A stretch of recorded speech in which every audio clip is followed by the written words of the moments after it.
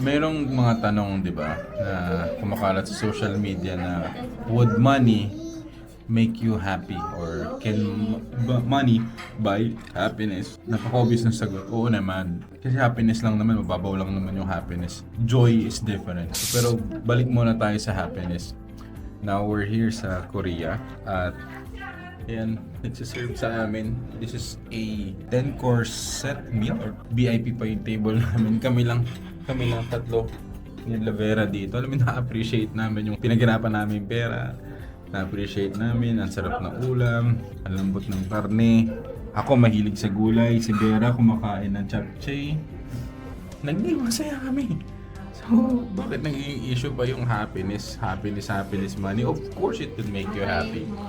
Of course it can buy happiness, but what it cannot buy is joy. So that's another topic in itself.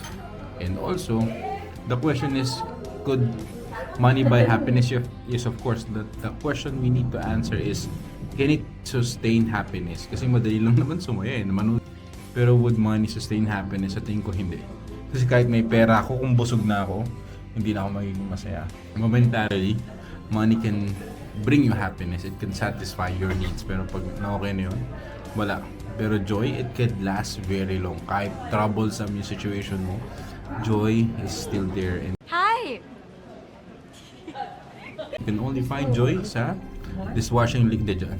Na makita mo lang yung joy kay God, kay Jesus. Well, we're just blessed na nakakakain kami ng ganito. Privilege to. Salamat sa mga customers namin, sa mga staff namin na who's helping us to achieve this in our little way. Napapasalamatan naman namin sila. Pero ito, the best to. The best to. So, kain ulit ako, mayroon ako magdadrama. And look at Vera daw. Hi, Vera. Wow! Wow! Go, go, go. Uh-oh. Di ba, ang saya lang na makita mo gano'n yung anak mo na enjoy niya at sa ibang bansa pa at ibang lahi pa yung gumagawa or nagsiserve naman sa atin. We appreciate that. So again, money can buy happiness, but true joy comes from the Lord. Victor's Day. Thursday, buddy.